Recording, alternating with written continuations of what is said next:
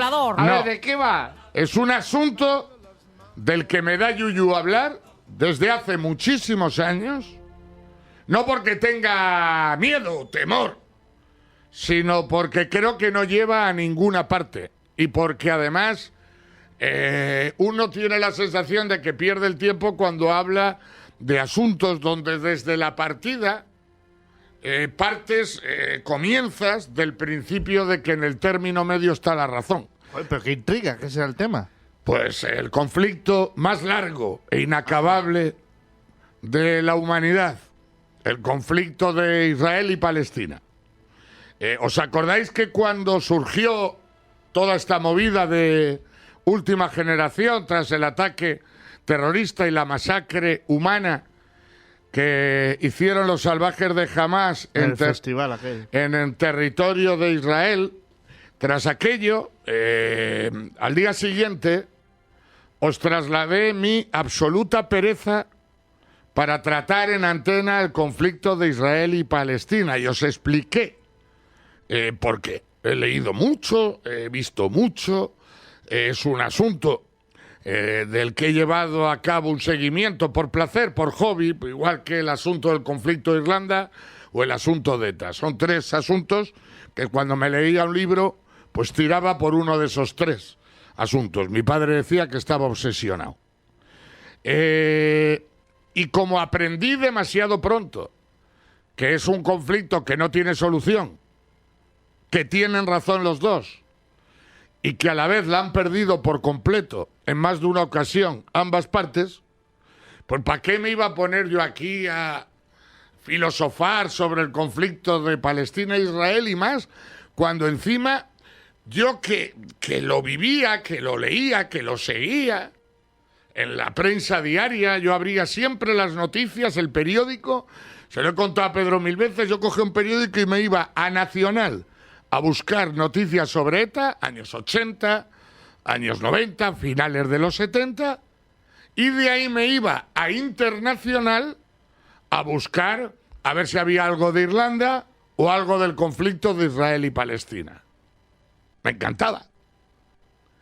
Y repito, me llamaba mucho la atención que yo que sobre ese asunto leía y me informaba, cuando había debates en la calle, cuando salía el tema en el bar, en un restaurante, en cualquier situación, hablo de hace años, la gente que menos lo había seguido era la que más posicionada estaba. Que a mí, sinceramente, estar posicionado en el conflicto de Israel y Palestina, ya de entrada, me parece alucinante. No tengo capacidad para entenderlo.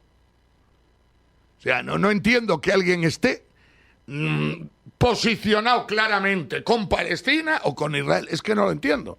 Porque, insisto, a poco que sigas el conflicto y que lo conozcas y que te hayas informado, sabes que los dos tienen razón, que los dos la han perdido y que por eso no hay esperanza para mucha gente de que esto algún día acabe en un acuerdo de paz.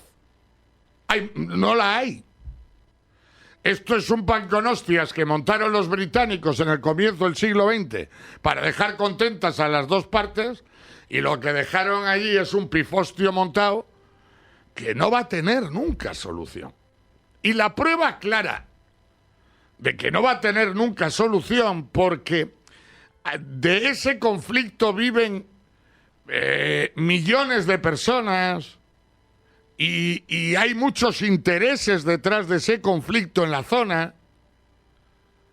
Ese conflicto, repito, no va a tener solución, y la prueba es que las dos personas que se acercaron un poquito en este último siglo a intentar que eso se arreglase, a las dos las mataron, pero en días.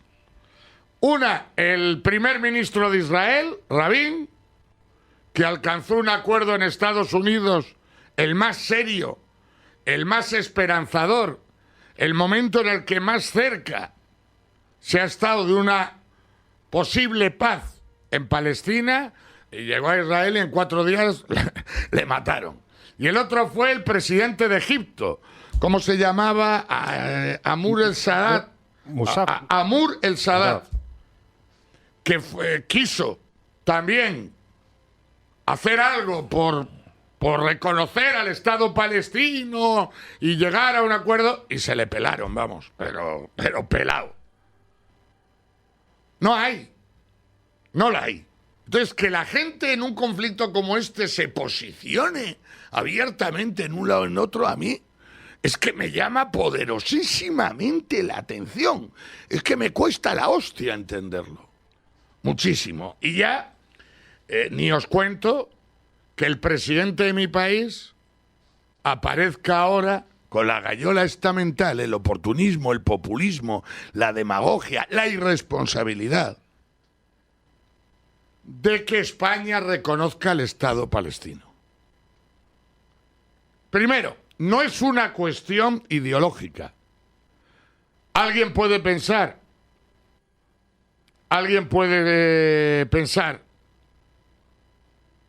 ¿es que Sánchez cree realmente que el pueblo palestino es inocente y una víctima? Sánchez ha cambiado de opinión en todos sus principios ideológicos desde que llegó. Él lo llama cambio de opinión. También era un principio ideológico el pueblo saharaui y le traicionó en una puta noche de sábado a espaldas de su propio gobierno y de todo el país. Este no tiene principios morales. Lo dicen los que le conocen y le han conocido. Hablan todos de un César de Roma, vamos, que se le ha ido, lo contó Massin Huerta, cómo me verá la historia, no le preocupa nada más. Y no es una cuestión ideológica, este ha traicionado hasta a su puñetera madre, como traicionó al Sáhara y a los saharauis. Segundo, es una absoluta irresponsabilidad que Sánchez reconozca el Estado palestino en este momento. Bueno, ¿sabéis quién es el que más le está aplaudiendo, no? Hamás. Hamás tiene a Pedro Sánchez como un ídolo ahora mismo. Una referencia.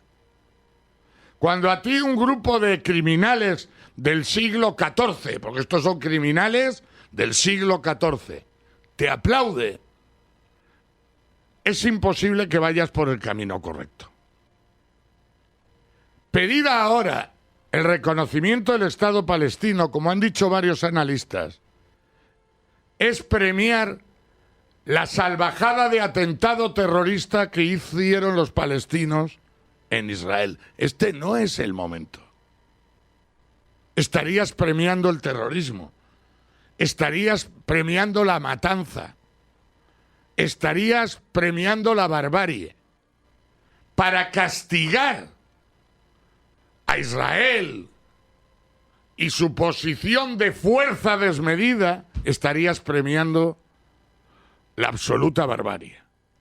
Es irresponsable dar oxígeno a los radicales que realmente dirigen toda esta lucha de Hamás y Palestina, que es Irán. Es que estarías posicionándote, te estás posicionando del lado de Irán. Este no es el momento para que tú quieras ir de Nelson Mandela y agrandar tu imagen de luchador por los pobres del mundo. Tercero, reconocer ahora el Estado palestino es radicalizar todavía más a Israel, que tristemente ya tiene un superradical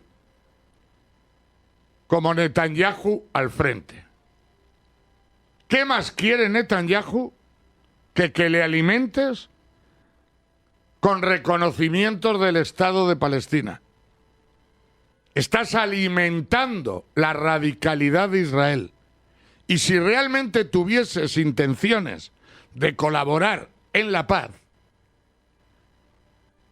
es un error irresponsable dar pasos que llevan a la radicalidad de una parte fundamental de esta historia, que es Israel. Te estás metiendo, esto sí que es grave, reconociendo el Estado de Palestina, te estás metiendo donde no te llaman. Pararos a pensar, ¿algún país de los que rodea a Palestina pide el Estado de Palestina? ¿Quiere Arabia Saudí? ¿Quiere Jordania? ¿Quiere Egipto? ¿El Estado de Palestina? ¿Quién le quiere? Irán y Qatar. Especialmente Irán. Porque tendría un Estado títere a su servicio, pegado a un pueblo al que quiere exterminar. Exterminar, no lo digo yo, lo dicen ellos. Que el objetivo, el fin es exterminar al pueblo judío. ¿A qué cojones te metes tú?